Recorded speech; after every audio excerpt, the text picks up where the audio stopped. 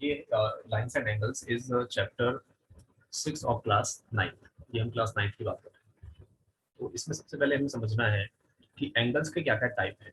ठीक है, आप लोग छोटी क्लासेस में ऑलरेडी ये पढ़ के आए हैं, पर फिर भी हम यहाँ पर एक बार रिवाइज कर लेते हैं कि एंगल्स कितने टाइप के होते हैं।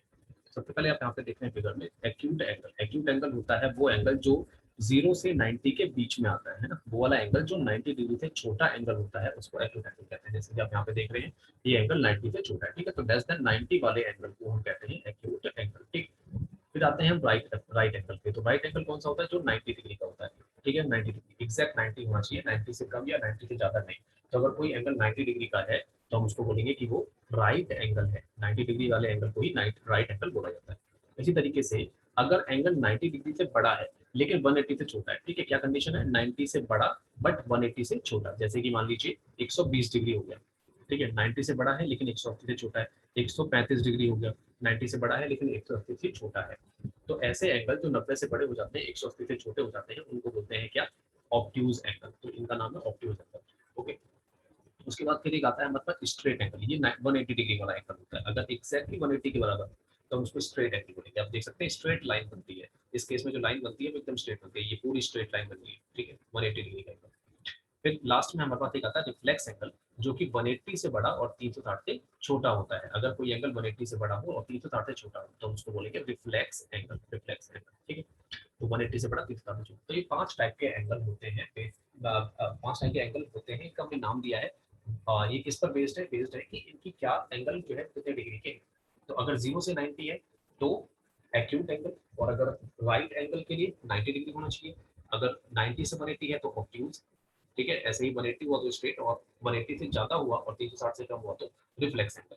ठीक है, जैसे कि अगर यहाँ पर मैं आपसे पूछूं कि बताइए ये जो एंगल है ये कौन सा एंगल होगा, जैसे कि मैंने आपसे पूछा बताइए 80 डिग्री, तो ये 80 डिग्री कौन सा एंगल होगा? तो आप बताएंगे कि 80 डिग्री जो है वो एक्यूट एंगल होगा। क्यों? क्योंकि ये 90 से छोटा है, तो दिस इज एक्यूट एंगल। तो आपसे पूछता हूँ बताइए 100 डिग्री, 100 डिग्री कौन सा एंगल होगा? तो 100 डिग्री आप बता सकते हैं कि 100 डिग्री 90 से तो बड़ा हो गया, मतलब एक्यूट तो नहीं होगा, लेकिन ये ऑब्ट्यूज हो जाएगा, क्योंकि ऑब्ट्यूज वो होता है जो 90 से बड़ा होता है और 180 से छोटा होता है, तो ये ऑब्ट्यूज एंगल हो जाएगा।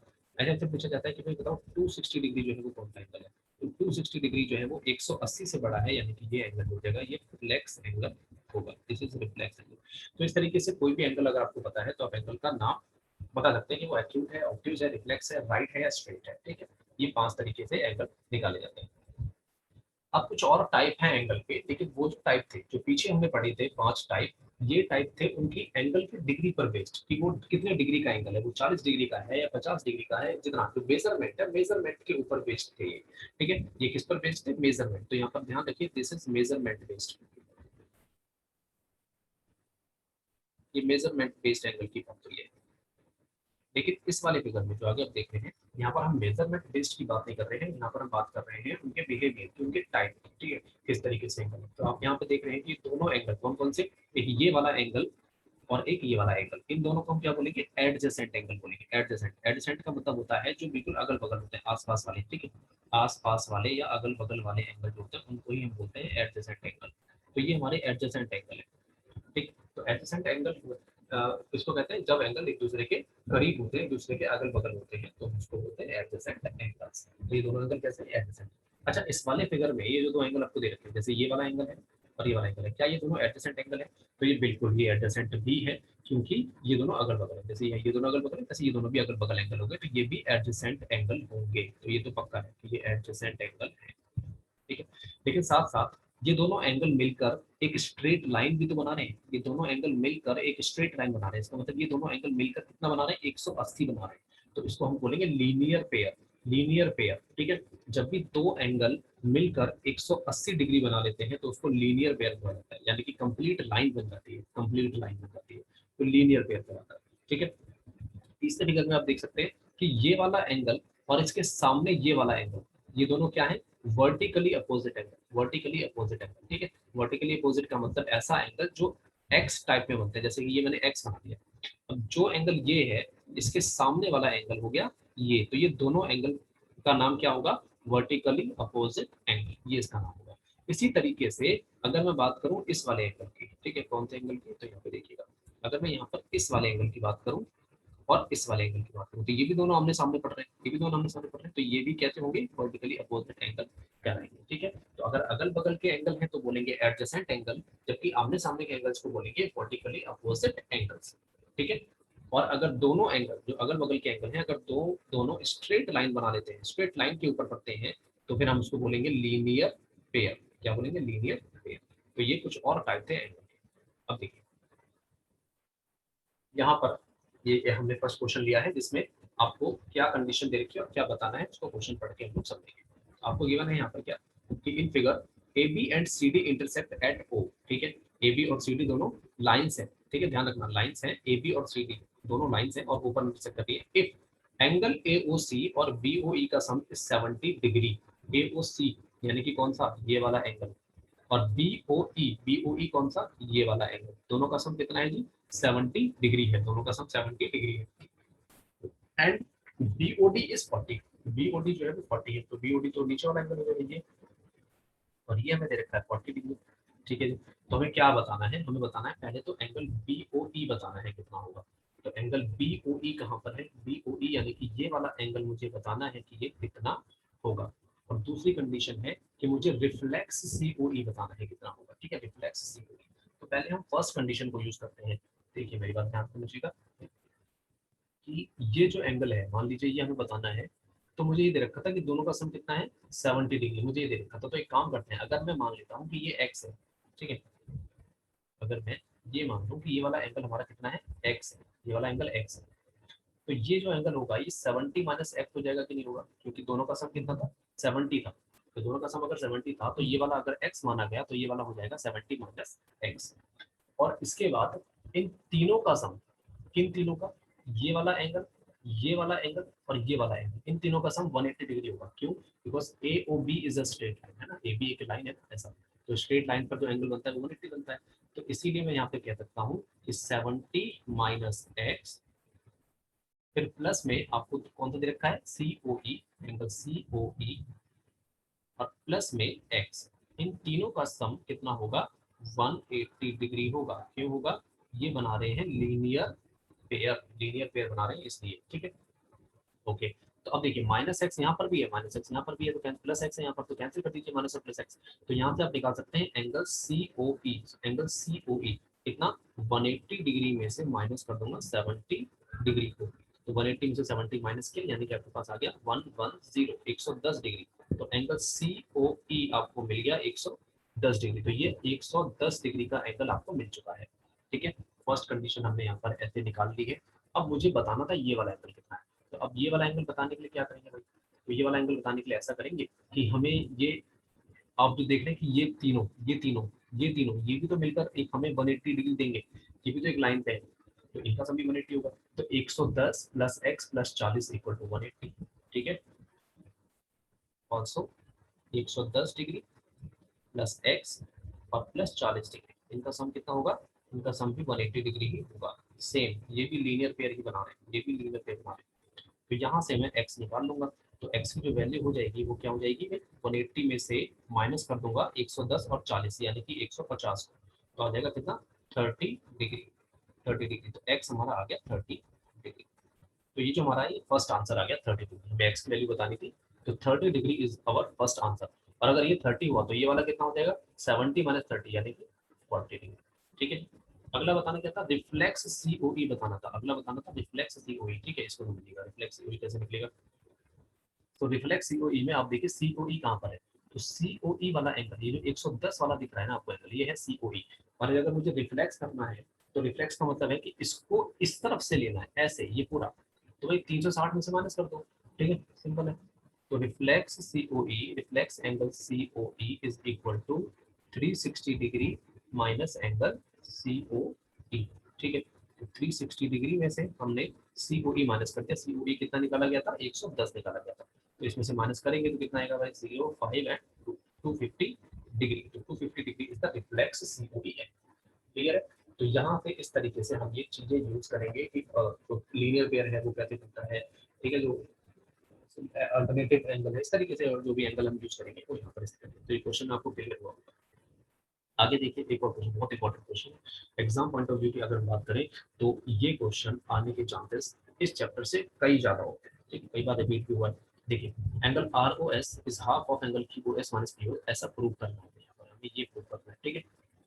तो इसमें आप कैसे करेंगे, तो आप ये देखिए कि एंगल आर ओ एस जो है, ये वाला एंगल आर ओ एस, क्या ये वाला एंगल मैं ऐसे लिख सकता हूँ कि angle R O S is equal to ये पूरा जो एंगल है क्यू ओ एस, पूरा एंगल कौन सा है, क्यू ओ एस में से, एंगल क्यू ओ एस में से अगर मैं ये वाला, ये 90 डिग्री वाला एंगल अगर मैं माइनस कर दूँ, अगर मैं माइनस कर दूँ तो आर ओ एस ही तो बचेगा, ठीक है। ध्यान से फिगर में देखिए, मैं क्यू ओ एस वाले एंगल में से, इस पूरे एंगल में से अगर मैं ये 90 वाला पार्ट इसको हटा दूँ तो क्या बचा, यही तो बचा आर ओ एस। तो ये हमारा होगी फर्स्ट कंडीशन, मैंने इसको फर्स्ट कंडीशन लिख दिया कि आर ओ एस जो है वो इसके बराबर है, ठीक है जी। इसी तरीके से अब आप ये भी समझिए कि एंगल आर ओ एस को मैं ऐसे भी लिख सकता हूँ, कैसे, पहले मैं इस चीज को यहाँ से मिटा देता हूँ। मैं एंगल आर ओ एस को ऐसे भी लिख सकता हूँ कि मैं आर ओ एस को इसमें से घटा दूँ, किसमें से, पी ओ आर, ये देखिए ये कितना है, ये पूरा 90 है, ये पूरा कितना है 90 डिग्री है। अगर मैं 90 में से ये वाला, कौन सा, ये वाला एंगल माइनस कर दूं तो आर ओ एस बच जाएगा। तो मैं इसको ऐसे लिख सकता हूँ कि 90 डिग्री और माइनस में ये कौन सा है, इसको बोलूंगा मैं पी ओ एस, इसको बोलूंगा एंगल पी ओ एस, ठीक है जी। तो ये माइनस करने से भी हमारे पास आर ओ एस आएगा, ठीक है। ऑल्सो, तो दो इक्वेशन हमने लिख ली है। अब मैं दोनों को ऐड करता हूँ, adding one and two, adding one and two. तो जब दोनों को ऐड करेंगे तो यहाँ भी आर ओ एस है, यहाँ भी आर ओ एस है, तो कितना हो जाएगा, two angle R O S बन जाएगा। और जब मैं यहाँ पर इनको ऐड कर रहा हूँ तो देखिए माइनस का 90 और प्लस का 90 कैंसिल हो जाएगा, ऐड होने से, ऐड होने से ये दोनों कैंसिल हो जाएंगे, तो बचेगा क्या, एंगल क्यू ओ एस बचेगा और माइनस का एंगल पी ओ एस बच जाएगा, इतना बच जाएगा। तो दोनों को ऐड कर दिया। और अब करना ये है कि ये जो टू है ये यहाँ पर मल्टीप्लाई में है, तो इस तरफ लाके डिवाइड कर दूंगा मैं। तो आर ओ एस जो है वो angle Q O S minus angle P O S, इसके इसके डिवाइड में आ जाएगा, इसको ब्रैकेट में लिख दीजिए और टू को कर दीजिए डिवाइड करके करके, बस ये हो गया हमारा proof। तो ये क्वेश्चन इंपॉर्टेंट क्वेश्चन है और इस तरीके से अगर आप करेंगे तो आप 4-5 लाइन में इसको कंप्लीट कर सकते हैं क्वेश्चन को, ठीक है। तो आपको समझ में आ गया होगा ये क्वेश्चन कैसे करना था। चलिए, तो यहाँ तक हमने जो यूज करा है, यहाँ तक हमने सिर्फ लीनियर पेयर की कंडीशन यूज करी है कि लीनियर पेयर कैसे यूज होता है। अब आगे बढ़ते हैं और कुछ और टाइप समझते हैं एंगल्स के, क्या टाइप है देखिए। तो ये देख रहे हैं कि आप यहाँ पर ये दो लाइनें जो है ये पैरेलल लाइन है, किसे बोलते हैं, ट्रांसवर्स, ठीक है। मेरी बात सुनिए, चलो इसे यहाँ पे छोड़िए, ये दोनों लाइन आपको पैरेलल लाइन दिख रही है, ठीक है। ये लाइन और ये लाइन कैसी है, पैरेलल है। और जब दो पैरेलल लाइन को कोई तीसरी लाइन कट करती है तो उस तीसरी लाइन को हम बोलते हैं ट्रांसवर्सल, ट्रांसवर्सल। तो ये जो तीसरी लाइन है ये ट्रांसवर्सल लाइन है, ठीक है। जब भी दो पैरेलल लाइंस को कोई तीसरी लाइन कट करे तो उस लाइन को हम ट्रांसवर्सल लाइन बोलते हैं, ठीक है जी। अब आगे देखिए, आगे हम यहाँ पर ये समझेंगे कि जब ऐसा कट हो रहा है तो आपको ये 8 तरीके के एंगल मिलते हैं, 1 2 3 4 5 6 7 8। अब इन 8 एंगल्स में ना अलग अलग टाइप की एंगल्स होते हैं, अलग अलग टाइप के एंगल्स। सबसे पहले हम पढ़ते हैं, सबसे पहले हम पढ़ते हैं vertically opposite angle, vertically opposite angle, ठीक है। पहला टाइप है वर्टिकली अपोजिट एंगल। तो हमेशा वर्टिकली अपोजिट एंगल बराबर होते हैं, ठीक है, ध्यान रखना। वर्टिकली अपोजिट एंगल हमेशा कैसे होते हैं, इक्वल होते हैं। इसका मतलब कि जो वन है तो वन जो है वो किसके इक्वल हो जाएगा, थ्री के इक्वल हो जाएगा। आप देख रहे हैं कि वन जो है वो थ्री के इक्वल हो जाएगा, क्यों, क्योंकि वर्टिकली अपोजिट है, आमने सामने है, तो वन थ्री के इक्वल हो जाएगा। तो मैं ऐसे लिख सकता हूँ कि angle one is equal to angle three. इसी तरीके से जो टू है ये किसके बराबर होगा, टू बराबर हो जाएगा फोर के। तो एंगल टू जो है वो एंगल फोर के बराबर हो जाएगा, क्योंकि ये भी वर्टिकली अपोजिट एंगल है। ऐसे ही एंगल फाइव किसके बराबर हो जाएगा, एंगल फाइव एंगल सेवन के बराबर हो जाएगा। Angle five will be equal to angle seven, ठीक है। और ऐसे ही एंगल सिक्स बराबर हो जाएगा एंगल एट के, angle six will be equal to angle eight. तो ये जो पेयर बन रहे हैं इनको वर्टिकली अपोजिट एंगल बोलते हैं और ये ऐसे इक्वल होंगे, ठीक है। तो ये फर्स्ट कंडीशन आपको ध्यान रखना है, ठीक है। अब आते हैं नेक्स्ट, नेक्स्ट में आते हैं। तो पहले मैं इसको यहाँ पे बता देता हूँ। सो नेक्स्ट कंडीशन इज, ये तो हो गया हमारा vertically opposite angle. Next angle की हम बात करें तो नेक्स्ट एंगल है हमारे पास सेकंड, जिसको हम बोलते हैं कॉरस्पॉन्डिंग एंगल, कॉरस्पॉन्डिंग एंगल,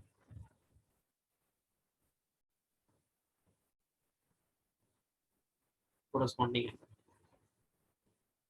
ठीक है। अब कॉरस्पॉन्डिंग एंगल क्या होता है?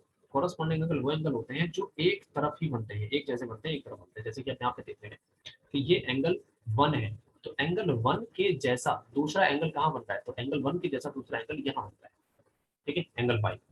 आप देख सकते हैं बिल्कुल कॉरस्पॉन्डिंग है। कॉरस्पॉन्डिंग का मतलब कि जैसा यहाँ पर है बिल्कुल वैसा ही नीचे है। यहाँ पर भी वो ऐसे दो लाइनों के ऐसे पीछे बन रहा है, यहाँ पर भी ऐसे दो लाइनों के पीछे बन रहा है, यहाँ पर भी वो ऊपर बन रहा है, यहाँ तो इससे कॉरस्पॉन्डिंग करते हैं, संगत। ठीक है। तो 1 जो है वो 5 के बराबर हो जाएगा, तो एंगल 1 और एंगल 5 ये दोनों कॉरस्पॉन्डिंग है। ऐसे ही जो 2 है उसका कॉरस्पॉन्डिंग कौन है? 2 का कॉरस्पॉन्डिंग 6 है, तो एंगल 2 का कॉरस्पॉन्डिंग हो जाएगा एंगल 6, ये भी इक्वल होंगे। ऐसे ही एंगल 4 का कॉरस्पॉन्डिंग कौन हो जाएगा जी? एंगल 4 का 8 हो जाएगा, तो एंगल 4 एंगल 8 के कॉरस्पॉन्डिंग होगा। और एंगल 3 का कॉरस्पॉन्डिंग एंगल कौन होगा? एंगल 7। तो जो कॉरस्पॉन्डिंग एंगल होते हैं वो भी इक्वल होते हैं। Corresponding angle are also equal, ये भी ध्यान रखना, corresponding angle are also equal, ठीक है जी। ये हो गया हमारे पास कॉरस्पॉन्डिंग एंगल। तीसरा तीसरा जो टाइप होता है, दो टाइप हो गए हमारे पास, पहला हो गया वर्टिकली अपोजिट एंगल, दूसरा होगा कॉरस्पॉन्डिंग एंगल। तीसरा हमारे पास टाइप आता है एंगल का, जिसको हम बोलेंगे the angle on the same side, ठीक है। वैसे उससे पहले ऑल्टरनेट ऑल्टरनेट एंगल बोलेंगे, ऑल्टरनेट ऑल्टरनेट इसको हम बोलेंगे। ऑल्टरनेट एंगल क्या होता है इसको देखिए। तो उससे पहले मैं आपको ये चीजें बताता हूँ।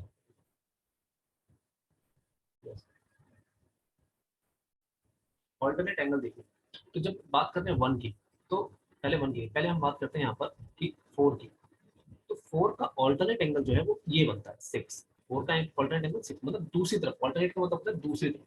तो ये 4 इस तरफ है, तो 4 जो है वो इस लाइन के इस तरफ है, तो 4 का ऑल्टरनेट क्या हो जाएगा? 6 हो जाएगा, जो दूसरी तरफ बनता है। तो ऐसे ही एंगल 4 जो है वो एंगल 6 के बराबर हो जाएगा। क्यों होगा बराबर? क्योंकि वो ऑल्टरनेट इंटीरियर एंगल है, इसलिए। ठीक है। इसी तरह एंगल 3 जो है वो किसके बराबर हो जाएगा? एंगल 3 एंगल 5 के बराबर हो जाएगा। एंगल 3 एंगल 5 के बराबर हो जाएगा, क्योंकि ये भी ऑल्टरनेट इंटीरियर एंगल है।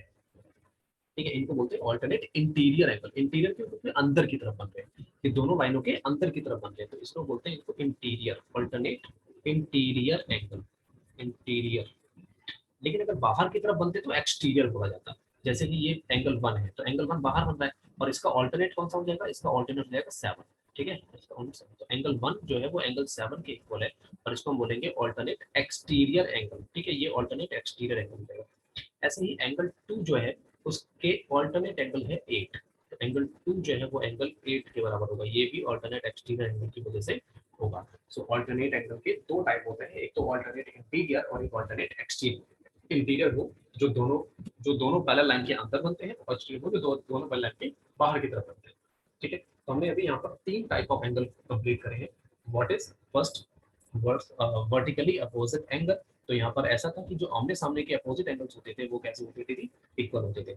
सेकंड कॉरस्पॉन्डिंग एंगल, कि अगर एक एंगल जहां पर बन रहा है तो उसी के जैसा उसी के स्थान पर दूसरा एंगल कहाँ बन रहा है, तो वो होते हैं कॉरस्पॉन्डिंग एंगल, और वो भी इक्वल होते हैं। तो तीसरा हमने पढ़ा है जी ऑल्टरनेट एंगल। ऑल्टरनेट में हमने पढ़ा कि ऑल्टरनेट इंटीरियर और ऑल्टरनेट एक्सटीरियर दो टाइप के होते हैं। इंटीरियर मतलब वो एंगल जो पैरेलल लाइंस के अंदर बनते हैं, और एक्सटीरियर मतलब वो एंगल जो पैरेलल लाइन के बाहर बनते हैं। ठीक है। तो ये कुछ एंगल्स हैं जिनको हमें यहाँ पर पढ़ना है। इसके अलावा एक और चौथा टाइप है जिसको हम बोलते हैं angle on the same side. Angle on the same side, ठीक है, ये एक और चौथा टाइप है, तो इसको मैं यहाँ पर एक्सप्लेन करता हूँ। Angle on the same side, ठीक है। इससे पहले मैं इस चीज को बताऊं।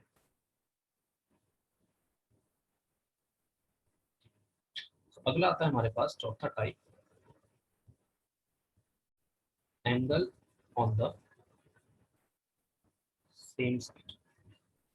तो ये कौन से एंगल होते हैं? जैसे कि ये 3 है, तो 3 हमारा जो है वो इस लाइन के इस तरफ पड़ता है, तो 3 का दूसरा एंगल कौन सा हो जाएगा? 6 हो जाएगा, क्योंकि ये भी इसी तरफ पड़ रहा है, तो इसको बोलते हैं angle on the same side. 3 और 6, अब ये दोनों एंगल इक्वल नहीं होते, ये दोनों एंगल इक्वल होते हैं, इनका सम होता है 180 डिग्री। इनका सम 180 डिग्री होता है, इनमें ये रिलेशन पाया जाता है। ठीक है। ये दोनों एंगल इक्वल नहीं होते हैं, angle on the same side जो है वो इक्वल नहीं होते हैं। ये इनका सम 180 होता है, ये रिलेशन है। ऐसे अगर मैं 4 की बात करूँ तो 4 के साथ किसका पेयर बनेगा? 4 के साथ पेयर बनेगा जी 5 का, यानी कि 4 और 5 इन दोनों का सम हो जाएगा कितना? 180 डिग्री। ऐसे ही अगर मैं बात करूँ 1 की, तो 1 के साथ किसका पेयर बनेगा जी? 1 के साथ 8 का, क्योंकि ये भी बाहर है और 8 भी बाहर है, और दोनों सेम साइड में है, तो 1 प्लस 8 दोनों हो जाएगा 180 डिग्री। और ऐसे ही जो 2 वाला है उसका पेयर किसके साथ बनेगा? 7 के साथ बनेगा। 2 वाले का पेयर किसके साथ बनेगा? 7 के साथ बनेगा 180 डिग्री। तो इसे कहते हैं angle on the same side. तो बस ये चार टाइप के एंगल बनते हैं, vertically opposite, corresponding, alternate angle and angle on the same side. ठीक है जी। अब आगे देखते हैं और इनको हम कैसे यूज करेंगे क्वेश्चन में, उसको समझते हैं। तो हमने फर्स्ट क्वेश्चन ले लिया कि AB is parallel to CB। यहाँ पे गिवन है कि AB और CB दोनों पैरेलल है, एक्स और वाई की वैल्यू बताइए क्या होगी। ठीक है, बहुत सिंपल क्वेश्चन, एक्स और वाई की वैल्यू बतानी थी। ये 130 है, तो मुझे बताइए कि ये वाला कितना होगा भाई, ये वाला 130 हुआ कि नहीं हुआ, 130 हुआ कि नहीं हुआ, क्यों भाई, क्योंकि भाई वर्टिकली अपोजिट है, आमने सामने एंगल है, तो वर्टिकली अपोजिट एंगल जब बन जाता है, ये दोनों वर्टिकली अपोजिट एंगल बना रहे हैं, तो इसका मतलब कैसा हुआ 130 हो गया। तो वाई की जो वैल्यू है वो हमारे पास कितनी आ गई जी, 130 डिग्री आ गई। क्यों, क्योंकि ये वाई जो है ये वर्टिकली अपोजिट एंगल है। ओके, अब ये 130 आ गई है, तो ये वाला भी 130 होगा कि नहीं होगा, बताओ, ये वाला भी 130। क्यों, क्योंकि एक्स और वाई ये तो आपस में इक्वली होगा ना, ऑल्टरनेट इंटीरियर एंगल, एक्स जो है वो वाई के बराबर है, क्यों बराबर है, ऑल्टरनेट इंटीरियर एंगल, इसकी वजह से, ऑल्टरनेट इंटीरियर एंगल की वजह से। और वाई हमने कितना निकाला 130, तो हमारा एक्स भी 130 आ जाएगा। तो बस ये हमारा एक्स निकल गया और ये ऊपर हमारा वाई निकल गया, दोनों आ गए। ठीक है, सिंपल कंडीशन होती है। आगे बढ़ते हैं अगले क्वेश्चन में। ये क्वेश्चन इंपॉर्टेंट मार्क कीजिएगा। यहाँ पर PQ और ST दोनों पैरेलल दे रखे हैं और एंगल PQ और 110 डिग्री आपको दे रखा है, this angle is 130 degree, find angle QRS। आपको ये वाला एंगल बताना है कि ये कितना है। इसमें हम छोटा सा कंस्ट्रक्शन करेंगे, हम एक लाइन बनाएंगे यहाँ पर जो कि पैरेलल लाइन होगी, लाइन बनाएंगे जो कि पैरेलल होगी किसके, PQ के। ठीक है, ड्रॉ ए लाइन, ये हमने छोटा सा कंस्ट्रक्शन किया है, draw a line passing through R, R से पास करेगी, passing through R and parallel to, and parallel to किसके पैरेलल है, PQ के, PQ के पैरेलल है। ठीक है जी, ऐसे हमने लाइन बना दी है। अब ये तीनों आपस में पैरेलल हो गए। अब मेरी बात देखिए, अब यहाँ पर ये 110 है, तो ये वाला कितना हो जाएगा, ये एंगल कितना हो जाएगा, दोनों ये angle on the same side पढ़ रहे हैं, angle on the same side हमने पढ़ा था, ये angle on the same side का सम कितना होता है 180 होता है। तो अगर सम 180 होता है तो ये 110 हुआ, तो ये कितना हो जाएगा जी 70 हो जाएगा, क्योंकि दोनों का सम 180 है। तो मैं यहाँ से कह सकता था कि एंगल Q और एंगल R का सम 180 है, इसीलिए ये 110, तो ये कितना हो जाएगा जी 70 हो जाएगा। सेम इसी तरीके से ये है आपके पास 130, तो ये वाला कितना हो जाएगा, तो भाई ये भी angle on the same side पड़ रहा है, तो अगर ये 130 है तो ये 50 हो जाएगा, क्योंकि दोनों का सम कितना होना चाहिए, 180 होना चाहिए। क्लियर यहाँ तक बात। ठीक है, ये 110 है तो ये 70 होगा, क्यों, क्योंकि दोनों का सम 180 होना चाहिए। ये 130 है तो ये 50 होगा, क्यों, क्योंकि दोनों का सम 180 होना चाहिए, इसीलिए। अब ये 70 है, ये 50 है, तो ये वाला एंगल कितना होगा, तो भाई अब जो है इन तीनों का सम 180 होना चाहिए, क्योंकि स्ट्रेट लाइन है, तो इन तीनों का सम 180 होना चाहिए। तो मैं ऐसे करूंगा कि 70 प्लस में ये जो एंगल है इसको बोल दिया मैंने QRS, एंगल QRS, और प्लस 50, इन तीनों का सम कितना होगा जी 180 डिग्री होगा। अब एंगल QRS अगर मुझे निकालना है तो वो हो जाएगा 180 डिग्री में से मैं माइनस कर दूंगा 70 और 50 को, 70 50 को ऐड करके आ जाता है 120, तो मैं 120 माइनस कर दूंगा, यानी कि मेरे पास आ जाएगा जी 60 डिग्री। तो angle QRS will be 60 degree. ये हमारा आंसर आ गया यहाँ पर 60 डिग्री का आंसर। ठीक है जी, तो बहुत सिंपल क्वेश्चन था, बस आपको यहाँ पर, हाँ लेकिन ये क्वेश्चन इंपॉर्टेंट है। ठीक है, क्योंकि इसमें कंस्ट्रक्शन यूज हो रहा है और कंस्ट्रक्शन जो है वो हमारे माइंड में ध्यान रखना चाहिए कि मैं कहाँ पर कंस्ट्रक्शन करूँ। ठीक है, इस तरीके से आप इस क्वेश्चन को कर सकते हैं।